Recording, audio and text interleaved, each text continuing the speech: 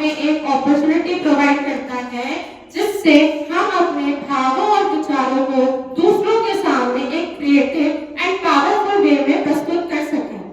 हम मीम बनाने के लिए अपने इंडिया के ऑफिशियल मैस्कॉट जैसे प्रज्ञान, शेरा और गजराज जैसे कैरेक्टर से इंस्पिरेशन ले सकते हैं। हमारे इंडिया के 3 ऑफिशियल मैस्कॉट हैं। पहले प्रज्ञान से हम यह सीख सकते हैं कि हमें लर्निंग की नई अपॉर्चुनिटीज को फाइंड करना चाहिए और हमेशा कुछ नया सीखना चाहिए। हम शेरा से, जो कि एक लायन है, हम उससे ये समझ सकते हैं कि हमें अपनी लाइफ के चैलेंजेस का डटकर सामना करना चाहिए, उनसे डरना बिल्कुल भी नहीं चाहिए। गजराज, जो कि एक हाथी है, वो ये रिप्रेजेंट करता है कि चाहे कितनी से भी कितनी बड़ी मुश्किल हो, हम उससे कभी पीछे ना हटे, उसके सामने डटकर खड़े रहें। ये इंडिया के ऑफिशियल मैस्कॉट सिर्फ और सिर्फ हमारे राष्ट्रीय गर्व का ही प्रतीक नहीं, बल्कि हमें ये भी सिखाता है कि हमें लाइफ के चैलेंजेस को करेज और विजडम से सामना करना चाहिए। मीम क्रिएशन के थ्रू हम अपने विचारों और भावों को एग्जामिनेशन मतलब परीक्षा के ऊपर व्यक्त कर सकते हैं। मीम क्रिएशन के थ्रू हम परीक्षा को एक सकारात्मक रूप से देख सकते हैं।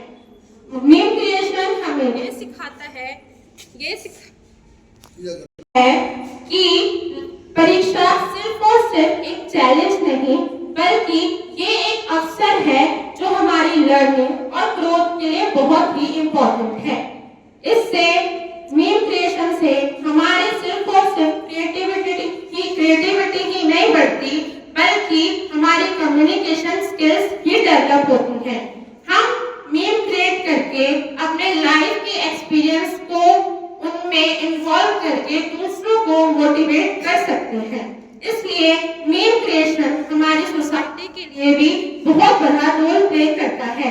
सो आई अर्ज दैट कि सारे बच्चे मीम क्रिएशन को अपने पार्ट का हिस्सा बनाएं और ज्यादा से ज्यादा मीम को क्रिएट करें।